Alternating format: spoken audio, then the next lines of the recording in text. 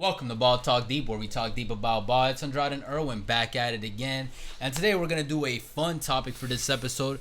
Again, provided to us by RTMBA. Another one. And he, man, this one's like half fun, half serious, because this could get ugly. Like, not really between us, but definitely among other basketball fans, because I know some people take this shit to heart. Yeah, for real. Just ask the Utah Jazz fans on this guy's take.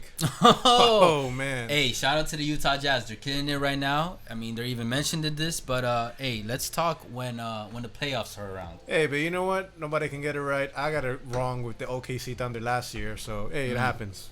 That's true. But anyways, man, before we hop on to it, man, hey, I'd like to appreciate, and love all the new subscribers that we have gotten. We have definitely taken notice. Everyone's gonna love you. Yeah, I do, man. Blow you guys a kiss. Mwah. But anyways, hit a like, hit a comment, subscribe. We'll appreciate it. We're having a little getaway going. Giveaway, not getaway. We might get it. Maybe it'll be a getaway. Maybe we'll get away. Jamaica.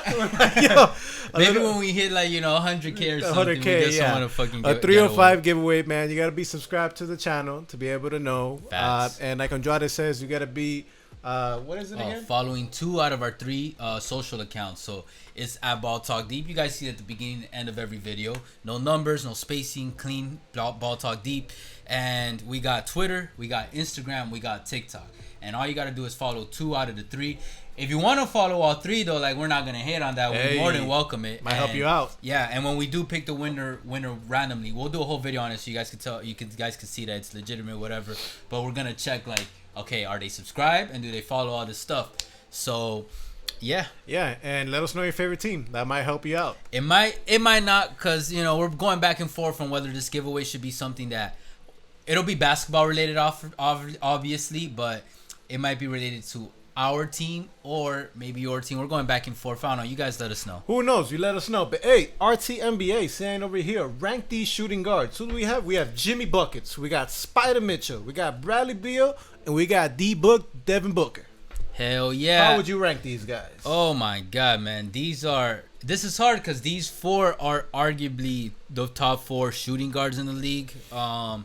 Arguably because obviously James Harden is missing in the conversation. A lot of others. I'd even throw in Klay Thompson. Obviously he's been injured for a while. There's a lot of people missing, but at the same time, these are definitely in the top 5 to 10 of the shooting guard conversation.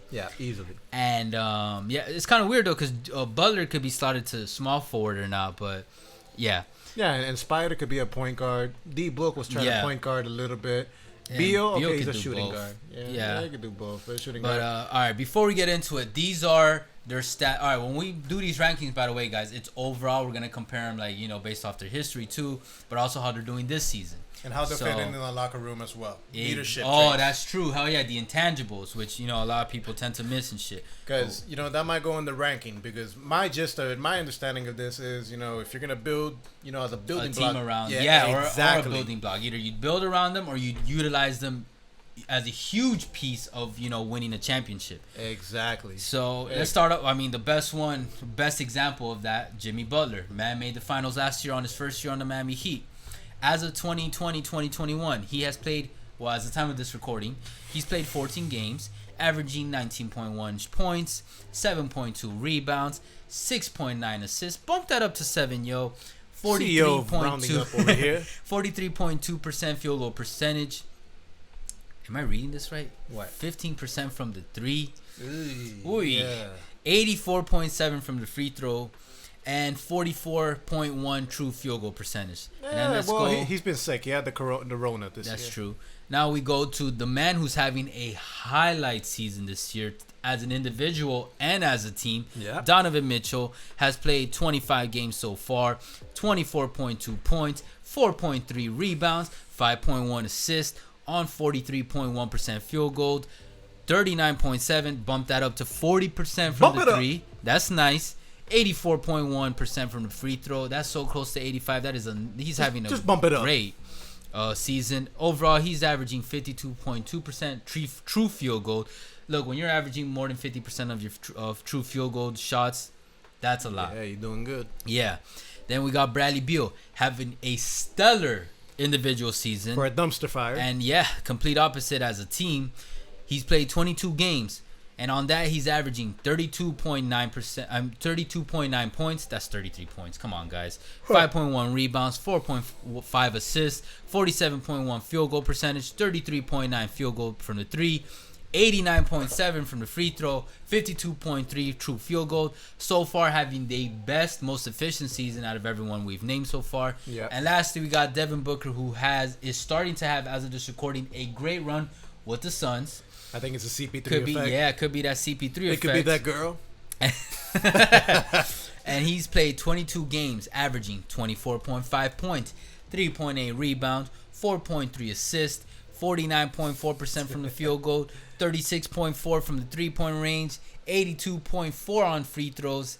Overall, highest true field goal percentage from these four. 55.3. Just to clarify, because I didn't say it too long. When I'm talking about the girl, I mean that girl that helped out. The Suns go 8-0 for the bubble. I'm sure BTD fans are definitely aware of what he's talking about. Suck them off, but I'm just gonna suck. I'm gonna end it there. You're gonna suck them off? If it'll help out the Heat, get the shit together, maybe. But it's gonna take more than that, to be honest. But we're going on a little run right now. A little cute run. Let's see if they can beat the Clippers tonight. But what do you think, Andrade? What's your ranking? All right. As of this recording in the year 2020-2021 season, I would rank Jimmy Butler first. Okay. Biggest reason is because he's proven it. He's reached the finals and he was the leader. I think nobody would doubt that. Okay, but I think all these players have been in the league for a minute already. So they're definitely proven. Maybe Devin Booker, not so much. By proven, I mean like this man has made it to the finals and he was the leading reason to that. Okay, fine. Have any of these guys made it to the finals? Exactly. Spider might make it to the final this year. Maybe. I don't think so, but possible. So I would go. Okay. I go Jimmy. Okay. Then I'm gonna go Beal. Okay. Beal because he's been in the league longer, and I just trust his game a little more. Cause right now, guess what? Spider might be having a very good. He's on his shit right now for the year. You know what I mean? Could still be Bradley. I trust him enough for put him on any team. I think he'll offensively be a fucking offensive star. Then my third one, I got Donovan Mitchell. And my fourth one, Booker. Donovan Mitchell because in the playoffs, I've seen Donovan perform. He had that stellar rookie season in the playoffs.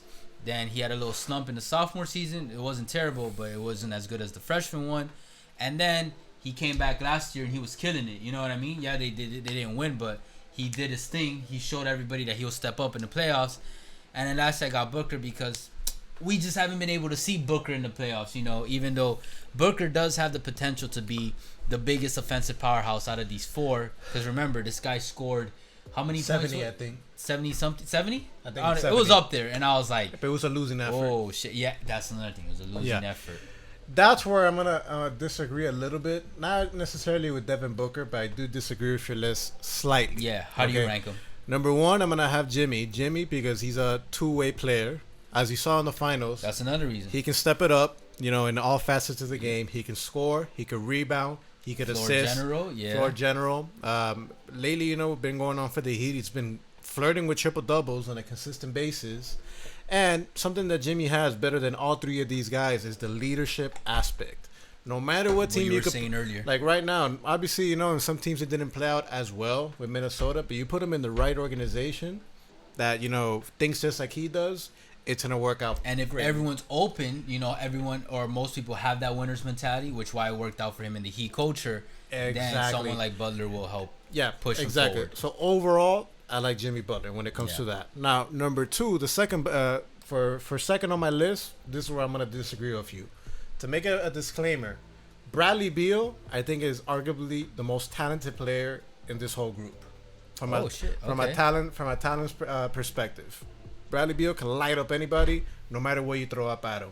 However, as you see right now, throughout his whole tenure with the Wizards, he hasn't been able to, elevate them. Figure out how to win. Exactly. So that's goes to Beal. So that's why I'm gonna put Spider Mitchell on number two. Because it's not like he's in a super team or anything. Why not? Hey, Rudy Gobert, great, but he has liabilities on offense. Yeah. And Spider, bro, if he would have, man, man, that playoff showing that he had, bro, stellar. It was really stellar. And you know, one thing I want to tie in is, you know how his game has been compared a lot to Dwayne Wade? Yeah. Now we're also seeing another aspect that he might like have more of that Wade game in him, and it's like you said, leading. And Wade was able to do that to the Heat from 03 to 2010. And you know what? You're starting to see that right now this season with the Jazz. Right now they're top 2 right now in the Western Conference. That might change, you know, with what's going on with the Lakers right now with the AD injury. So the Jazz might, you know, stay on top of the West. That's true. true. When it comes to that. So I'm going to have Spider as number 2. Yeah. Number 3, I'm going to have Bradley Beal. Like I was saying, immensely talented, can score, but can he lead a team? Apparently not when it comes to that. And that's not going to change until either he fixes that situation in Washington or he goes to a real organization, not a dumpster fire organization. And number 4, I'll say D Book because he's the Heat. But hey, man, he's too stubborn, you know. I think he's just saying all the right things, man. Low key, I think, which I respect. I'm glad he's not going the Harden route, at least not yet. Yeah. But if need be, bro, fuck it. Go on your Davis and Harden shit and just fucking start publicly showing. It worked out for Butler. Worked out for Davis. Beal, if all you gotta do is just do this, man, go to CC's Pizza every single day and just stuff your face, bro, and get fat like Harden, bro, and you'll be fine, bro. And Devin Booker, I'll say super talented, but out of all these 4, he's like the one that's least proven it.